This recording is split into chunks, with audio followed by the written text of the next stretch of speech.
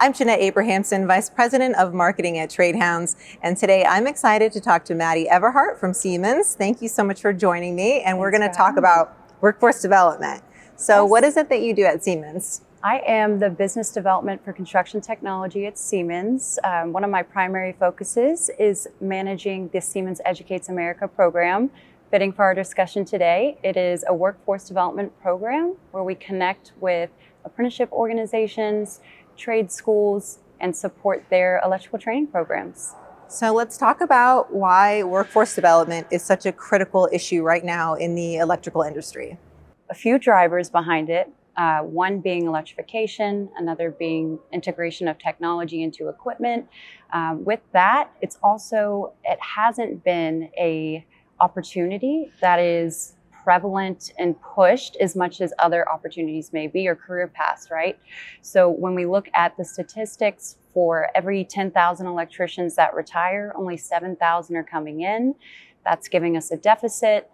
So we really look to provide clarity to this next generation of how wonderful of an opportunity it is for their career, their lives, and try and support it as much as possible.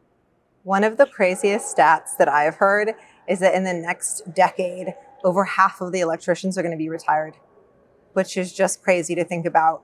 And we're seeing a lot of trends in the industry that are so important for us to be working on together to solve. So let's talk a little bit about some of those trends that you're seeing. Absolutely, yeah. I think one thing too is we take it for granted, right? Electricity. Before I started working for Siemens, it wasn't something I thought about on a day-to-day basis. But to put it into perspective, the statistic you just provided, right? If half of the electricians that we currently have are no longer working in the field, what happens when your power goes out and it's Thanksgiving and you have all your family over and you call your local company and it's going to be 3 weeks or 4 weeks? I mean, that's a very small scale example, right? But then you work it up into something that's more critical, like healthcare. If someone is hooked up to a life-saving machine, you don't want to be in a situation where that skilled trade or that skilled technician is not available. With retirement, they call it the silver wave. You have people retiring from manufacturing organizations, distributorships, the skilled trades themselves, electricians, right? So how are we replacing those valuable positions throughout the value chain? And what are we doing to attract that new talent in as the tenured knowledge leaves to go enjoy, the rest of their lives? So retirement's a huge one. I think the average age of electrician is 54, dependent on where you get your data, it may be 58 in some cases. That's close to retirement.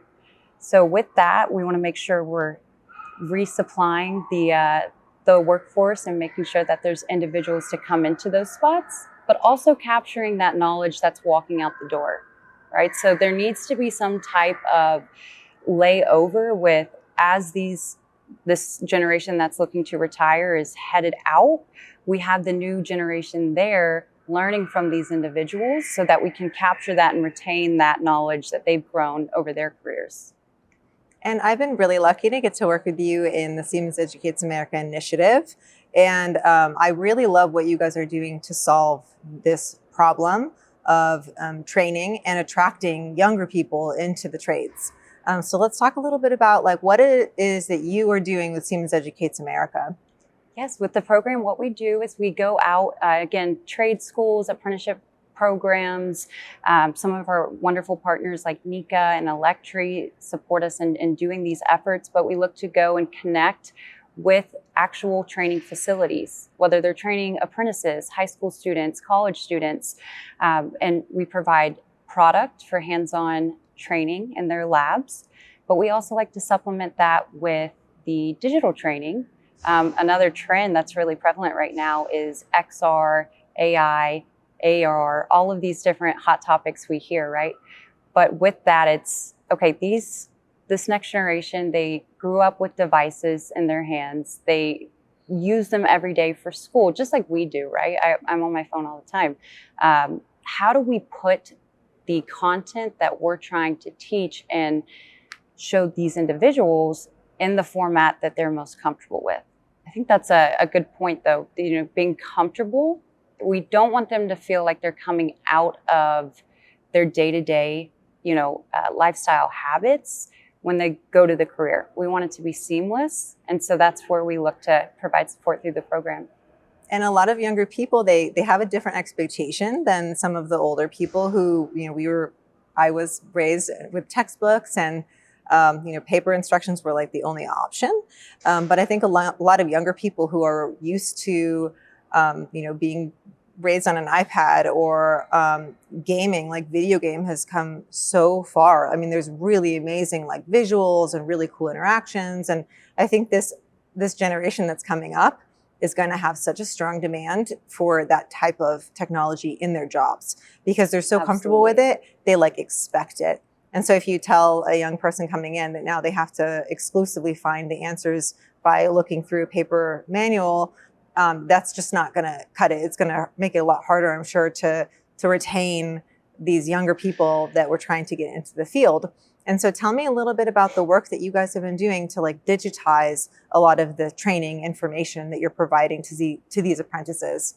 One thing we have done, and this is so important, there's some psychology behind it too, right? As well, this next generation, I don't even want to say that, I feel like I'm part of it, but we're so used to instant gratification or instant feedback, right? It's just ingrained in us with how we use our mobile devices on a day-to-day. So what we've done is created an application called Numa.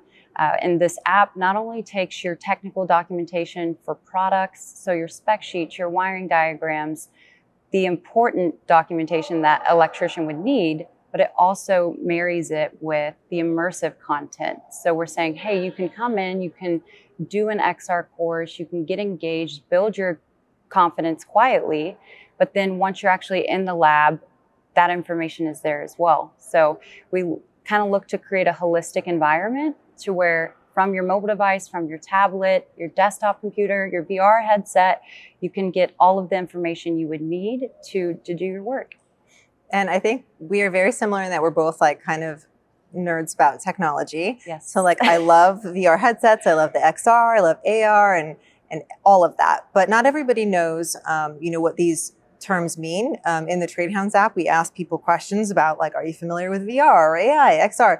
And I think we realized like a lot of people don't even have like the vocabulary. They don't understand when you say XR and you say immersive, like tell people what does that actually mean?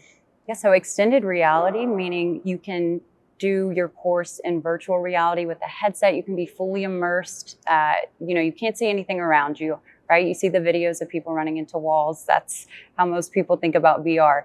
Extended reality, we're taking it a step further, and I think this really helps with the accessibility, also the adoption of this type of training, taking it a step further and saying, hey, you no longer can only do this in a VR headset. You can now do it on a multitude of devices. So again, whether it's your desktop computer, your tablet, your phone, you can do the same course. And I mean, a good way to look at that is you're extending the access, the capabilities. What I've found with that is, again, the adoption part of it. I understand not everyone loves to put on a VR headset. Some people, it may make them dizzy or they're not comfortable with it, right? So being able to provide the content in a multitude of different ways, it really helps. I think it makes people feel that we're listening to the feedback we're getting. We understand VR is not for everyone, but we can take that same course and make it accessible how they would like to learn.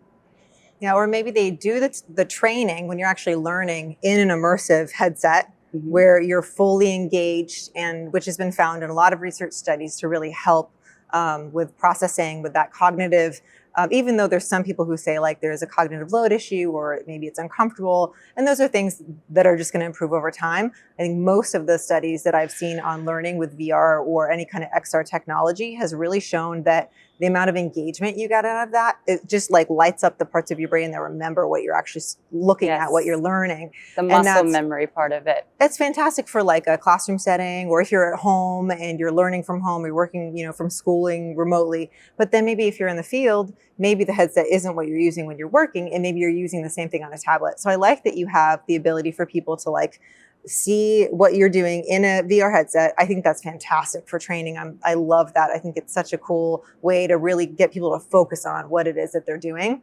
But then also in other applications, like that same person who uses the XR headset could also use their phone or their tablet if they're on the job, for example. And I really love that. And then of course, like you said, there are people who aren't necessarily going to want to wear the headset, or maybe there's an accessibility issue where that's just not, that doesn't work for them. And so I love that you have your training on all of these different devices to make it just very easy for anybody to be able to learn quickly, whether that's like training in a classroom setting, or if it's like that just-in-time learning, I'm about to make this install and I need to know what I need to do. Right, or you just need a quick reference. You touched on this earlier when saying, not everyone is going to want to open up a textbook or a catalog and learn that way. I think we also have to consider, who are we trying to train, right? What are these individuals? How does their mind work, right? And most of them would have probably a hands-on learning style, right? Engineering, or it's skilled trades, right? So it's hands-on work. How do we match how they work in the training environment? So how do we put hands-on training for hands-on workers? And I think that really helps bridge the gap from I'm just getting started to I'm feeling confident in the task at hand. And I like that point so much, because the advantage that you guys have with your XR, with like the Apple Vision Pro, where not only do you have a headset and you're immersed, you can also see your hands. Yes. I think that's so cool, because then people can actually see what they're doing.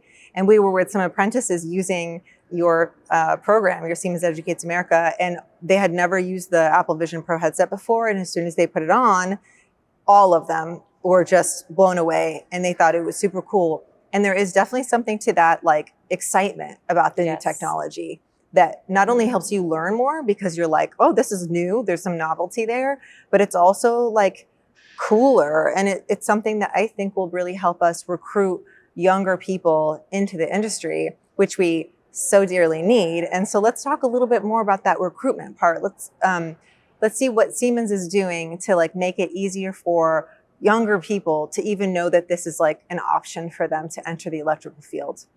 Thankfully, we have some great partners, Education XR being one of them. That's how we are enabled to build XR content and publish it across multiple devices. You can access it from anything. I think that's a really big step in the right direction when we talk about the recruitment.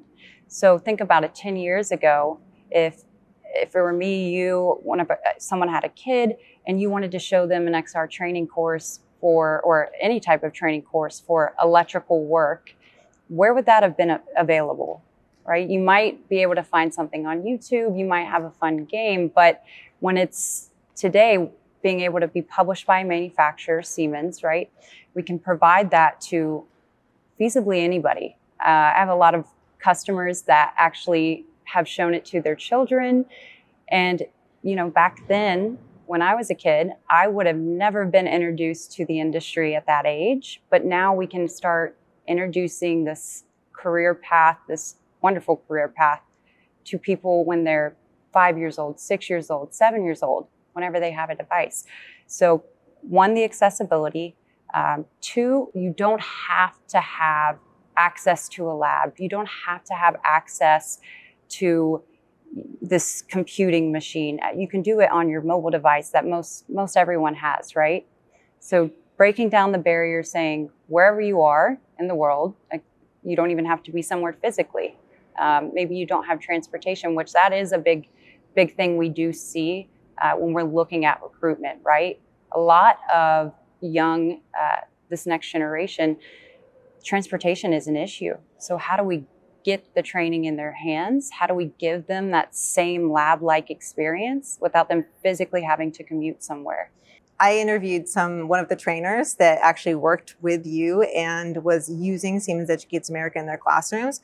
And they said that one of the best things is that the students that are online are able to actually get their like hands-on product or interact with products that otherwise, you're not going to have laying around in your house. Or it might be expensive to like train on real equipment. Like if you break that equipment, you have to buy more. Right. And so this is a safer space for people to learn And I think it also is something they said, which I thought was so cool, is that not only is it safer because it's actually like you're less likely to hurt yourself in a digital environment, you're less likely to like break something or The concern of running into the wall is probably the only one, right? Right, that's the only one. But I think it's so cool, what you guys have done, because you've kind of really democratized learning and made it so easy for people to do it like from their homes, or if they don't have the money to like in their training schools to buy all these panels. And I know you guys have also donated a lot of equipment to these schools to help them with all of their education. So would you like to talk a little bit about your role in that? Yes, I would love to. Thanks for asking. That's something that's really near and dear to my heart. I'm very passionate about it. Through the program, we have 74 partners.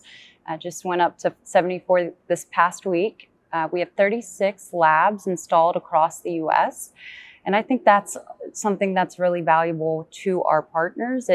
We're not trying to replace what you're doing. We're not trying to say that lab training should be out. That's, in my opinion, the most crucial aspect of training electricians is actually being face-to-face with an instructor.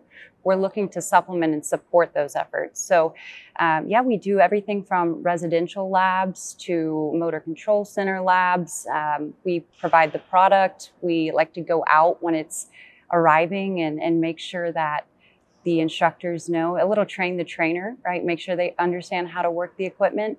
And then the apprentices will actually get to do hands-on, whether it's installation, assembly. And I think seeing them see a new lab is one of the coolest parts of the job.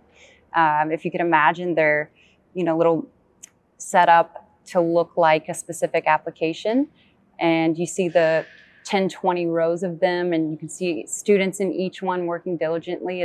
That's one of the best parts about the program, for sure. Getting to see the students engage with the actual product and hands-on. And then we're talking about XR training and building that confidence. So seeing them come in and be ready to do the hands-on, and they're not doubting themselves because they've already walked through it 5 times virtually. So tell me a little bit about what you are doing with Apple. Well, you had mentioned the Apple Vision Pro device, which is so impactful when we're talking about these recruiting events. The spatial computing technology is the latest innovation that we have introduced to electrical training. Our partners at Built have 3D intelligent instructions that can be used with that device. And it's very impactful for the hands-on training aspect, because with the spatial computing, you can see everything around you. They're completely hands-free, and they can actually do a side-by-side installation or assembly while they're guided with the Built 3D intelligent instructions. So I think this is going to be pivotal, this technology, this hardware, in the future of electrical training. Well, thank you so much, Maddie, for everything that you're doing. It's such a pleasure to get to talk to you, and good luck with Siemens Educates America. Thank you, Jeanette. I appreciate being here.